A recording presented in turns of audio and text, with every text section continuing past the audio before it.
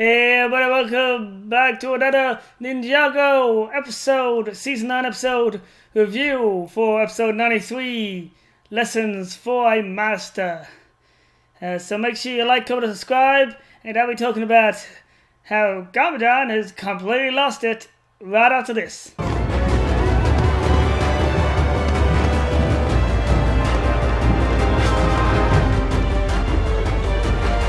Alright, so anyway, basically, obviously, as we know, this episode starts off right after where the other one ended, which, the last two episodes have done that, which basically just ends massive on a cliffhanger, and I think, now this one actually didn't end on too much on a cliffhanger, mainly they just returned, it wasn't really, I'd say, this one didn't end on a cliffhanger like that one, this one was more like transition, so wasn't as bad as the cliffhangers. Like, cliffhangers, they bother me, but they are great, because it kind of makes you wanting more. But like episode 90, I would say this was a really good episode. Still not as good as the one before. It's still in the top 3 for me. So, thinking I'll give it probably an 8 out of 10.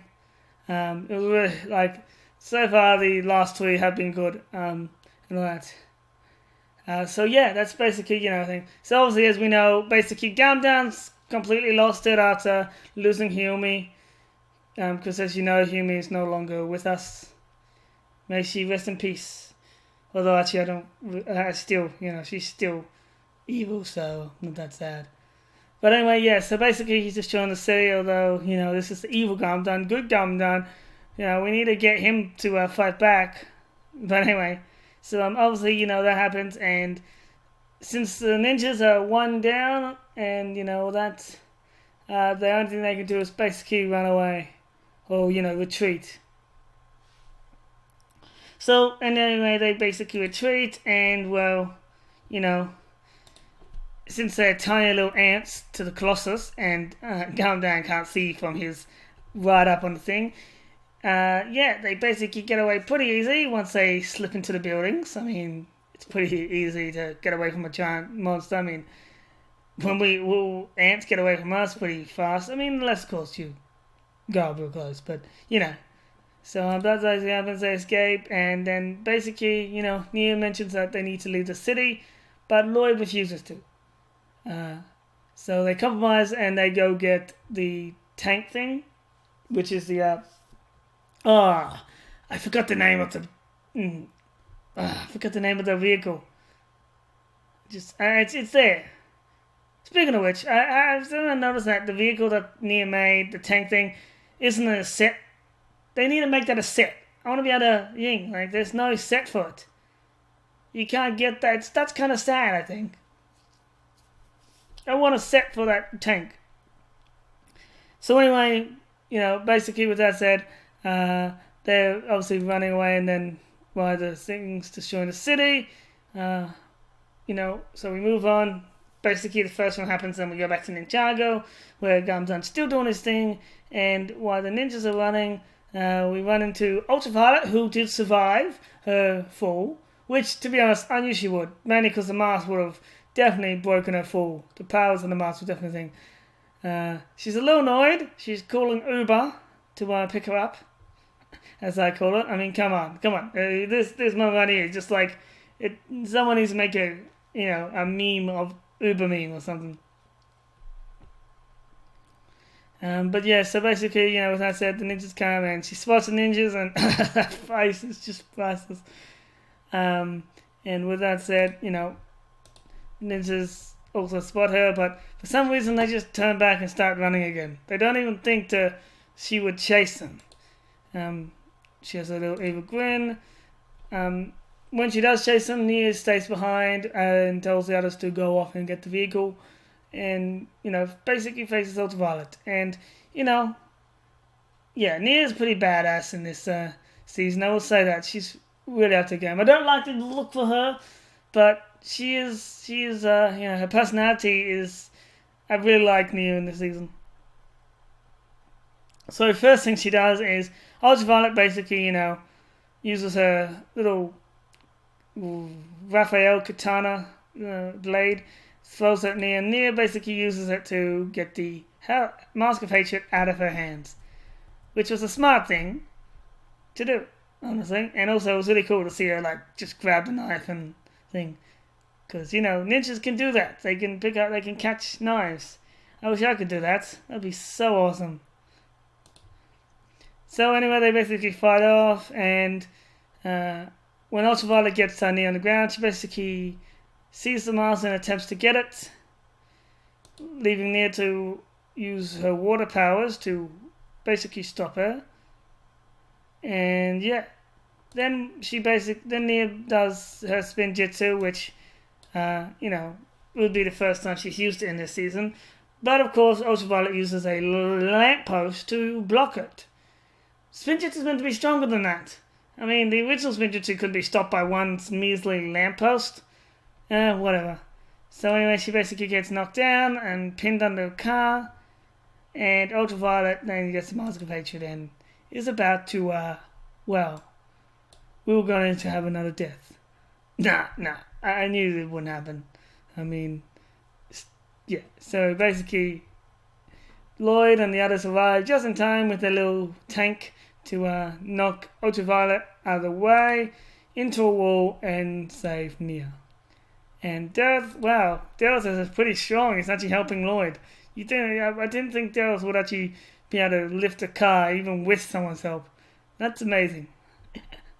So, you know, obviously Nia's hurt, so they head to the car, and Ultraviolet returns from there. But as you can see, which as soon as you see Ultraviolet arrive, you can see that the mask isn't working properly because of the hair, like, is behind and on the side. So with that said, basically, you know what's going to happen. Yes, the mask breaks. This is the second mask to break. Now we just have one. We have 2 masks down, and we got 1 more to go. Of course, I would like to have one little point I'd like to point out.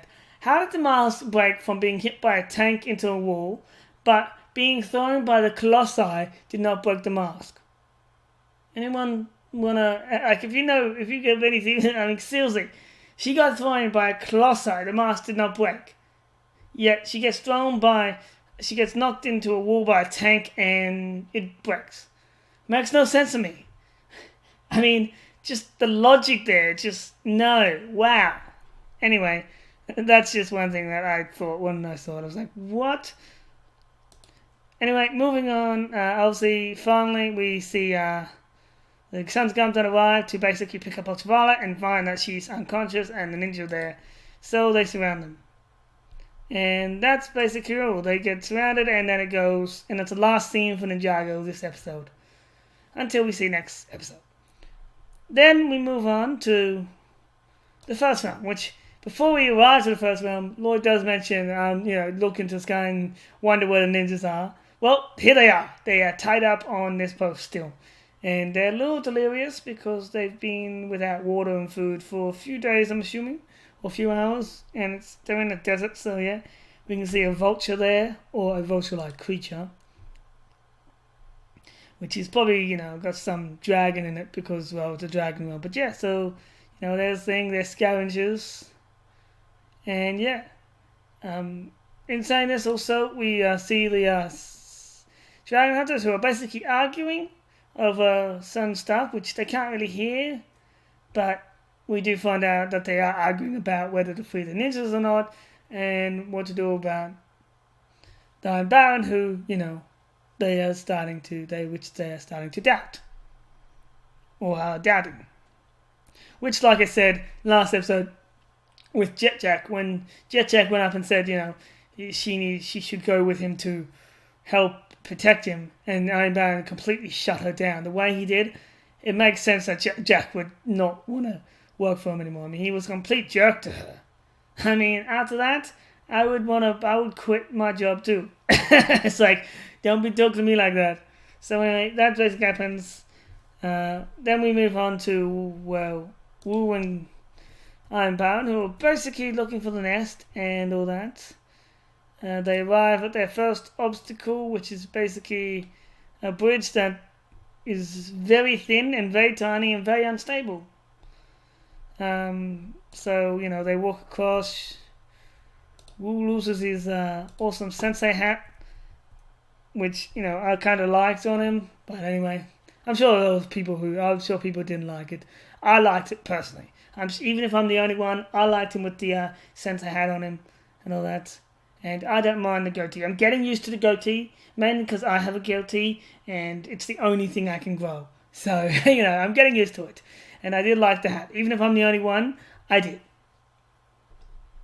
So basically that happens. Then obviously when Ironbound tries, the bridge falls, which is a common thing. Usually, I knew was going to happen. And Wu saves him. Even though he could have let him fall. The good guy usually saves the bad guy because, well, they're the good guys. They gotta save them. Unless, of course, you're Batman and Batman Batman Begins, which basically, says he doesn't have to say he won't kill him, but he won't save him. But, yes, so basically that's what happens. Then they obviously, continue on the journey, and the bridge is now destroyed. Back at the Dragon Hunters camp, they're still arguing because there's a thing, and the ninjas have figured out a clever plan to basically tip over the thing to get free. Now it was working. For once, their plan was working, although they didn't get to finish it because obviously it was quite loud and quite noticeable. So of course the Dragon Hunters is going to find out, and the reactions of the ninjas was funny. But I'm not going to get into that. You have to watch it to that. So basically, it looks like she's going to hurt him, but they free him. And this is when they explain that they were actually, that's what the argument was about. And the ninjas are basically thinking, okay, why don't you just free us? It's like, what? That made no sense. So anyway, that's basically that. And, we can see them all them there. Then obviously, the ninjas head over later that night. They head over to try and catch up to the Ironbound and Wu and find out that the bridge is broken, and then, basically they can't now. Then, moving on, later in the episode, we arrive with the Ironbound and Wu again. Basically, they're at a mountain thing, and Ironbound's trying to figure out which mountain is which. Wu does figure it out, and figures out that it's the mountain that looks like, yes, a volcano. I mean, it's pretty obvious that that's where the Ironbound and the firstborn would be, since it's a volcano shape. Also, the entrance is very obvious. I mean, look, it's lava, electric lava. I mean, doesn't look friendly. Anyway, they enter the cave, and Ironbound complains about not being able to see, so he lights a torch. We see all these awesome dragons. I tell you one thing, I love looking at all the dragons sleeping. They're so precious and beautiful. And don't mind the dogs barking in the background. I didn't realize I would bark during this thing. Yep, they're barking. It's about 6 p.m. here. The sun's going down, so they're probably barking on something like that. They gotta stop? Okay. Anyway, so basically, the dragons, they basically sleeping. They spot the armor in the distance, as you can see there, and all that. Ironbound obviously pushes past Wu because he wants the armor to control Firstborn. And so he pushes past, gets to the armor. And while he's the ring, he wakes up Firstborn. So he quickly puts on the armor so he can sing. Wakes the Firstborn and the other dragons, actually. That's right, the other dragons wake up too. And then obviously, the dogs are still barking. Sorry about that. Basically, he grabs his shield and he tries to command the Firstborn when he puts on the armor. But as Wu points out, he's learned many things from the ninjas in this realm, plus he learned something from Ironbound, how to lie. Granted, it wasn't a really good lie, because I knew that the armor wouldn't control Firstborn, as Wu says to him. I knew that it was a bond with the First Fantasy Master. I mean, it made sense from the story, from when you heard the story. Yeah, it made sense that the Mother of all Dragons and First Fantasy Master had a bond. It wasn't. I knew it wouldn't control. It made sense, and those who thought they armor would actually control. I mean, I went along with it just until it was confirmed, because I don't really like to do things like, spreading. But yeah, it made sense. I mean, come on. Also, they had... Yeah, anyway. So basically that happens. Ironbound looks at Wu, probably a little bit annoyed, but also thing, and tries to command it, and then gets completely burned by Firstborn, which basically, Ironbound, rest in peace, Ironbound. Granted, this is probably the one death that no one was sad about because he was a complete jerk. And he didn't even have a redemption story like Humi. Even though Humi I still don't like, she's still the most evil in Ninjago. Her deaths, they made her deaths very emotional, whereas his they didn't make emotional. And a little tip, when you want something in a movie to be more emotional, make people more cry, you do things like you did with Humi. Plus, the music on top is also what makes it emotional. Like, it's the mix of all the stuff they put into the episode that makes something emotional or mad. Or, the emotion comes from the music and all that. Not actually just a stuff. So, that's a little tip for you guys. That's actually how they get you. It's the music. It is the music. You may not realize it, but subliminally, the music is what makes it emotional. So anyway, basically Ironbound gets encased into, basically like stone, metal, whatever. I mean, she has all the elements, so it could be anything. And, he is alive, so he's not actually officially dead, but considering that they leave and he's going to be trapped in there, unless someone in the first film actually considered him a friend and wants to free him, he's basically dead. At this point, he's not dead, but since I'm sure no one's going to free him unless someone will, he's dead. So Ironbound is gone. He's in there, he's talking. He got himself a statue since he likes to look himself, but he's dead. So anyway, after that we obviously have our classic How to Train Your Dragon scene where, hand to nose thing like in How to Train Your Dragon. Will basically bonds with the Firstborn, and Firstborn judges him and gives him the golden armor. And all that. There, so he's got the armor. Then we return outside where, we see the ninja and the dragon hunters reunite, and obviously they say that they couldn't catch up to Ironbound. Just then, obviously, out of the mountain comes Firstborn with Wu riding on top in the golden samurai armor. So, yeah.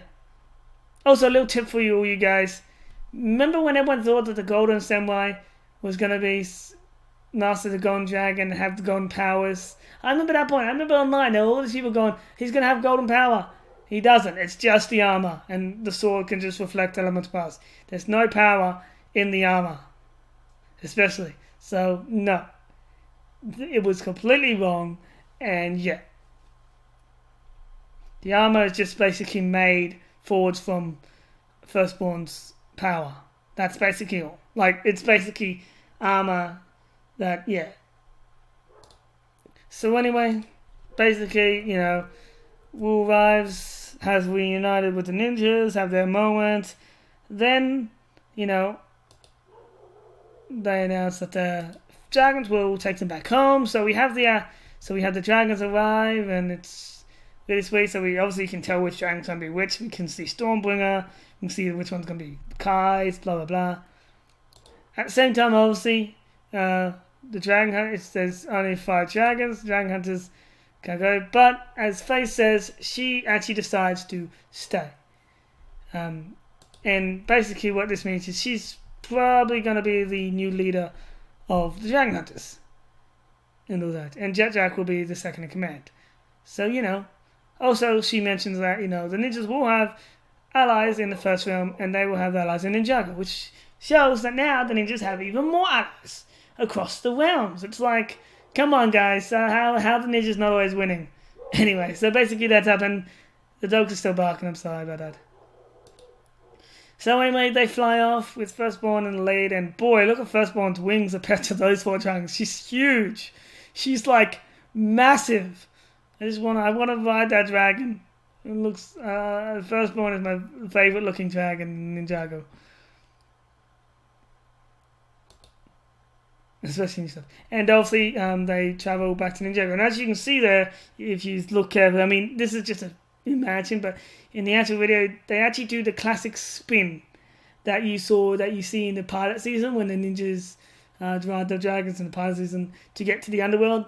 They actually do the classic thing to travel between realms, and that was really a nice little show of the original pilot. And in season 8, even though the continuity in Ninjago was terrible, yes, they do show little moments like this from the original Ninjago stuff. So I really like that. It's really awesome to see. And yeah, so basically they travel to the realms. Faith finally gets to says the name of Ninjago properly. Instead of saying Ninjago, she says Ninjago. Finally, she got it right after the whole season. And then they head home. So, that's when it ends basically here. And yeah, which I knew it would end as soon as I traveled the realms in this episode. I was like, yeah, it's gonna end. It's gonna end. I was like, the whole time I was like, it's gonna credit. It's gonna credit. It's gonna credit. Got further than I thought, to be honest. I thought it was credit before they actually end up going to the wormhole, before they end up, flying off. But yeah. So that basically does it for my view and analysis of episode 93, Lessons for the Master. Be sure to like, comment, and subscribe, and join me next time for my awesome season final review, where we will talk about the final episode. Also,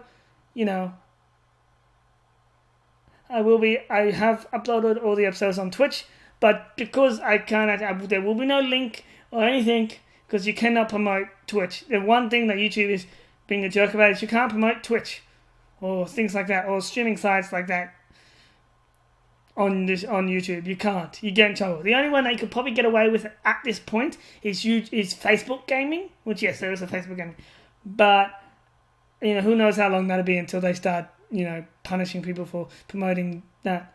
So yeah. Anyway, God bless and happy watching. See ya.